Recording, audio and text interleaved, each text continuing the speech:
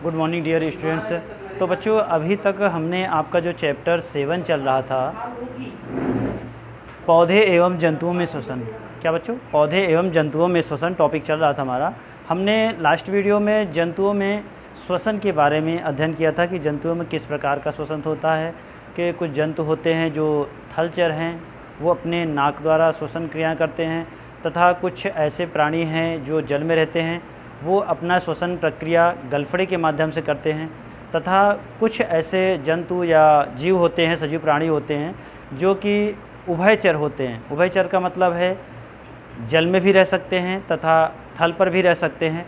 तो ऐसे उनके अंदर कुछ क्रियाएं होती हैं, किसी के अंदर गलफड़े के माध्यम से श्वसन होता है तो किसी के अंदर त्वचा के माध्यम से श्वसन प्रक्रिया संपूर्ण होती है। तो आज देखते हैं बच्चों मनुष्यों में श्वसन प्रक्रिया, क्या चीज़, मनुष्यों में श्वसन।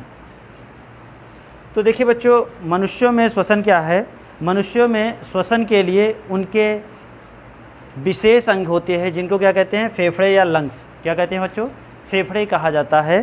फेफड़े की सहायता से मनुष्य क्या करते हैं, श्वसन प्रक्रिया को संपूर्ण करते हैं। और ये जो श्वसन क्रियाएं हैं इनमें गुहाओं तथा नलिकाओं के माध्यम से जो सांस होता है वो फेफड़े से जुड़े होते हैं। तो देखते हैं बच्चों मानव में श्वसन के लिए प्रमुख अंग कौन कौन से हैं। पहला है नाक। क्या है बच्चों, नाक, जिसे नोज बोलते हैं।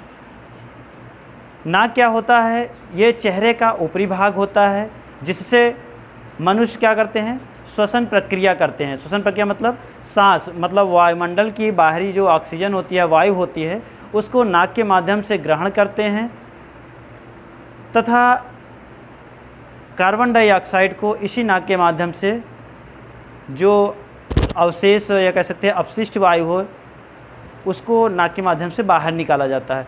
इस नाक में क्या होता है छोटे बच्चों, इसमें नाक के अंदर छोटे छोटे बाल होते हैं।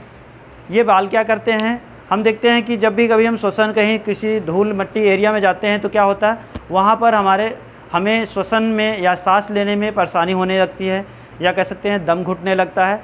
तो ये जो बाल्स होते हैं ये वायु में जो विभिन्न तरह के धूलकण हैं या बैक्टीरियाज हैं उनको क्या करता है, मार्ग पे ही या कह सकते हैं द्वार पे ही रोक लेता है और जो शुद्ध या साफ़ वायु है उसको फिल्टर करके आगे फेफड़े तक पहुंचाता है।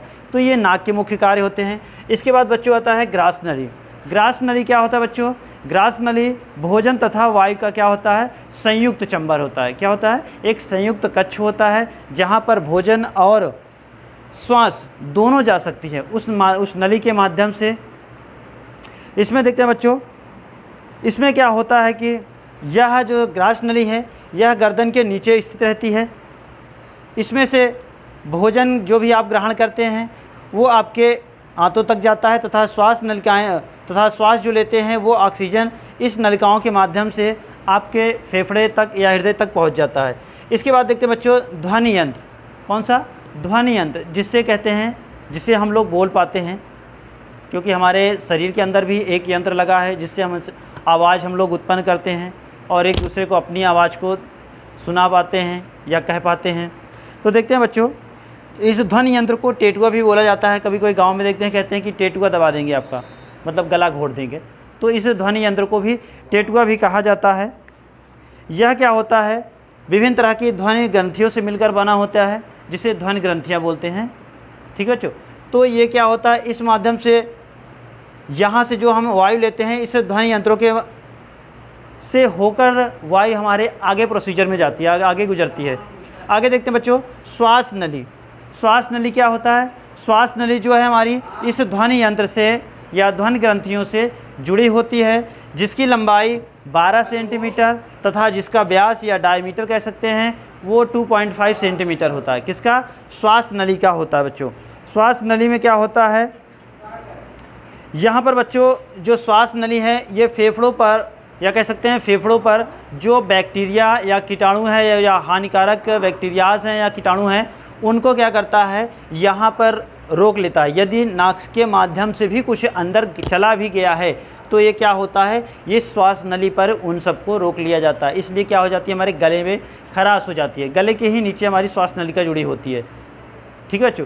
तो जो भी कुछ बदलते मौसम में या धूल मट्टी या कुछ भी चीज़ें नाक के माध्यम से जाती हैं तो वो गले पर या कह सकते हैं श्वास नली पर रुक जाती है, अटक जाती है, जिससे हमें प्रॉब्लम होती है। आगे देखते हैं बच्चों फेफड़े। फेफड़ा क्या है? जो भी हम श्वास लेते हैं वो कहाँ जाती है बच्चों? फेफड़े या हार्ट तक पहुँचती है या दिल तक पहुँचती है। यहाँ पर क्या होता है बच्चों, यहाँ पर जो हम बाहर से ऑक्सीजन लेते हैं वो क्या करते हैं, अपने शरीर में नाक द्वारा फेफड़े पर ले जाते हैं। फेफड़े में जाने के बाद जो वायु है हमारे खून में मिल जाती है। कहाँ मिल जाती है? खून में मिला दी जाती है। फिर उसके बाद जो खून से लाई गई जो कार्बन डाइऑक्साइड गैसें हैं वो फेफड़े तक रिटर्न करके वो नाक के माध्यम से बाहर निकाल दी जाती है। इसमें फेफड़ों में 2 चैम्बर होते हैं बच्चों, एक तो आलिंद और दूसरा निलय। क्या बच्चों? एक आलिंद और दूसरा निलय। तो ये 2 रहते हैं। आगे देखते हैं बच्चों, इस फेफड़े में जो आनंद और निलय का क्या कार्य है। इसमें 2 तरीके के यहाँ पर खून भी कह सकते हैं। एक तो आपका दाएं साइड में जो है जो अशुद्ध रक्त है उसका स्राव होता है, तथा बाएं वाले में जो है वहाँ से आपका शुद्ध खून फिल्ट्रेशन करके आगे पंप कर दिया जाता है पूरे शरीर में। आगे देखते हैं बच्चों, कूपिका के बारे में देखते हैं। कूपिकाएँ क्या होती हैं? ये क्या होती हैं? अंतिम श्वास नलिकाओं की छोटी छोटी नलिकाएँ होती हैं। ये जहाँ पे लास्ट हो रहा है तो यहाँ पे कूप नलिकाएँ जो कि फेफड़ों की रक्त नलिकाओं से जुड़ी होती है। इस फेफड़े की जो रक्त नलिकाएँ हैं जिससे हमारे पास क्या होता है, फेफड़े के द्वारा नलिकाओं में रक्त जो नलिकाएँ हैं वहाँ पर जो एयर मिक्स होना है, एयर को रक्त में मिलाना है, उससे ये जुड़ी रहती है। और क्या होता है, जो एयर के द्वारा जो कार्बन डाइऑक्साइड गैसेस बाहर निकलने वाली होती हैं इसके थ्रू ही कूपिकाओं के द्वारा ही वो निष्कासित हो जाती हैं। इस प्रकार से बच्चों ये मानव का हमने एक मनुष्य का चित्र बना रखा है, जहाँ पर श्वसन के लिए यहाँ पे मुख है और ये आपका मानव का नोज़ या नाक है